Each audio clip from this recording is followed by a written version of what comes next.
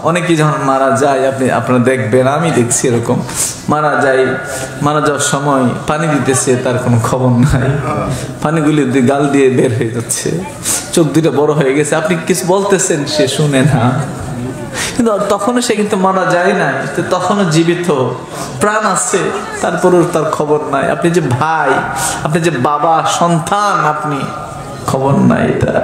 এমন অনেকে আছে দেখবেন জিহ্বা বের হয়ে যায়, প্রস্রাব পর্যন্ত করে দেয়, আছে না? না এরকম হয় না বাবা? আপনার সাথে যদি হয় এরকম, আপনার সাথে যদি এরকম হয়, কেন মনটা নরম হয় না? কেন হয় না মনটা নরম আপনার? আপনি যদি জাহান্নামের দিকে আপনার রাস্তা হয়, উপায় আছে বাবা আপনার, যুবক তোমার উপায় আছে, কেন মনটা নরম হয় না? কবরেরই আযাব যদি মানুষ দেখিত, ঘরবাড়ি রিয়ারে পাগল হইতো, আপন হাতি বান্দা তুমি আল্লাহ বানায়া,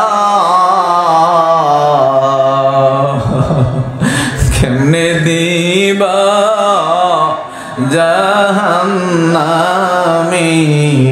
ফেলিয়া, কেমনে দিবা জাহান্নামে ফেলিয়া, তব যদি মাফ না করো দয়াল আমারে, একটু মুখটা মধ্যে হাত দেন না, আমারে বলেন না আল্লাহর কাছে, আল্লাহ আমার যদি মাফ না করো, তবু যদি মাফ না করো দয়াল আমারে, বলো তোমার বান্দা যাবে কার কাছে? কেউ আছে? কেউ নাই, কেউ নাই, কেউ নাই। আপনি যখন মারা যাবেন না, যখন কবরের নিচে শুইবেন, সর্বশেষ লোকটা যখন আপনার থেকে উপরে উঠবে, যখন জামিন কবরের নিচ থেকে, কিতাবে আসছে এবং গাজালি বলে যে তখন আপনি ওই সর্বশেষ লোকটা, 3 নম্বর লোকটা, মানে আপনার রুহুটা তার পায়ে ঝাপটায় ধরে, আমার একা রাইখা কোথায় যাও রে,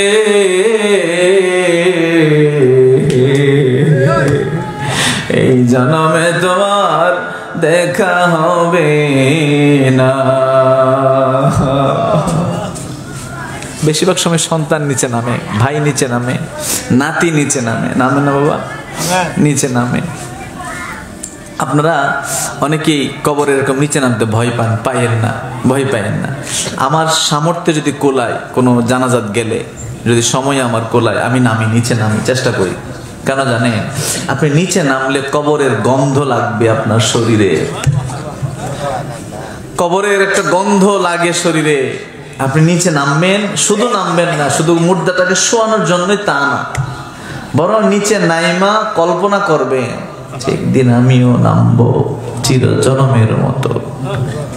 এই যে লোকটা শোয়াইতেছে, মনে মনে ভাববেন কল্পনায় যে এটা আমি,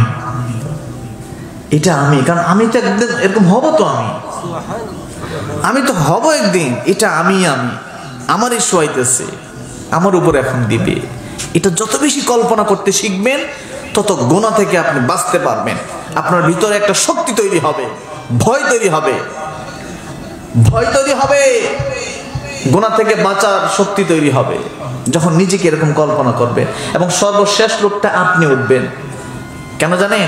2টা লোক ওঠার পরেও তো আপনি রয়ে থাকবেন, মানে এখনো কবরের একটা স্বাদ বা কবরের জিন্দিগির একটা আপনার সাথে থাকবে।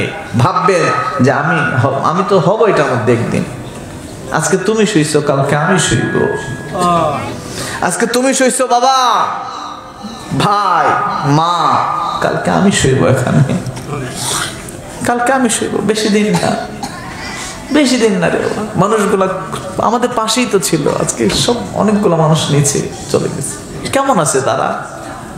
কেমন জানি আছে তারা, তোমার বাবা কেমন জানি আছে, তোমার ভাই কেমন জানি আছে, তোমার আম্মা বিজা কাপড়টারও তোমার শরীরে লাগাইতে দেয় না, নিজে বিজাটার উপর শুয়ে দিচ্ছে মাঘ মাসে। গরিব মানুষ, বেশি তো কথাবার্তা নাই, কথা নাই, বেশি তো সুখ নাই, তো বিজাটাই নিজে শুয়ে দিচ্ছে, তোমার যে সুখ নাই। সে আম্মাটাও না জানি এখন কি করে মাটির নিচে, আর তুমি চায়ের স্টলে বসে বসে গিবত করো, তুমি মিথ্যা বলো, প্রতারণা করো, মানুষের সাথে নামাজ পড়ো না, জুয়া খেলো, ইয়াবা খাও, আর তোমার মা ওই কষ্ট, ওই দুঃখিনী মাটা কবরের মধ্যে। একদিন মায়ের জন্য আল্লাহর কাছে চোখের পানি ফেলে দাও না, আল্লাহ আমার আম্মাটা জানি কি করে, আমার আম্মারে আযাব দিতেছো তুমি, আল্লাহ দিও না, সে তো আমার আম্মা, সে তো আমার মা, তারে দিও না এরকম আযাব। একদিনের জন্য আপনি বলেন না, অথচ আপনার জন্য আপনার আম্মা এত কষ্ট করছে, একদিনও মনটা নরম হয় নাই। এই জন্য কবরে নামবেন, আমি বলে গেলাম বাবা, ভয়ের কি কোনো ভয় নাই, আপনি নামবেন, রাজি আছেননি? আপনি ভয়ের কিছু নাই, নামবেন, দেখবেন এখান থেকে আপনার একটা গুনাহ থেকে বাঁচার একটা শক্তি তৈরি হয়। বলুন সুবহানাল্লাহ। তব যদি মাফ না করো দয়াল আমারে, বলো তোমার বান্দা যাবে কার কাছে।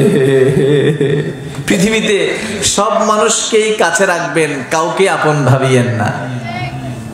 পৃথিবীতে সবাই বলছে, সবাইকে, সমস্ত সম্পর্কের মানুষকে আপনি কাছে রাখবেন, দায়িত্ব পালন করবেন পুঙ্খানুপুঙ্খানুভাবে, কিন্তু আপন ভাবিয়েন না। আপন শুধু আমার আল্লাহ, আপন শুধুই সে, আর কেউ না। আমার দরবারের আমার পীর ভাইরে তো অনেকই আছে, হাজার হাজার, সবাই আমার পীর ভাই, ঠিক আছে, কিন্তু আমার মাবুদে আমার আপন, কেউ আমার আপন না, এটা আমি জানি। বলবেন অনেকে তো কষ্ট পেতে পারে, আপনি আমাদের ভাইজানের কথা বলতেছেন, এটা আমি বলে না, পৃথিবীর সমস্ত মানুষ আমার আল্লাহর রহমত ছাড়া তার কোনো উপায় নাই, আল্লাহর রহমত ছাড়া তার উপায় নাই। আল্লাহর রহমত কেমনে? আল্লাহর রহমত হইলে একজন আল্লাহর ওলির ছায়া আপনি পেয়ে যাবেন কবরে, হাসরে, মিজানে। আল্লাহর রহমত থাকলে আমার নবীজির শাফায়াত আপনি পেয়ে যাবেন। আল্লাহর রহমত থাকলে আপনার ভাইজানের দোয়া আপনি পেয়ে যাবেন। অর্থাৎ আল্লাহর রহমতে আপনাকে এই বিষয়গুলোকে টেনে এনে আপনার জন্য সহজ করে দিবে। বলুন সুবহানাল্লাহ।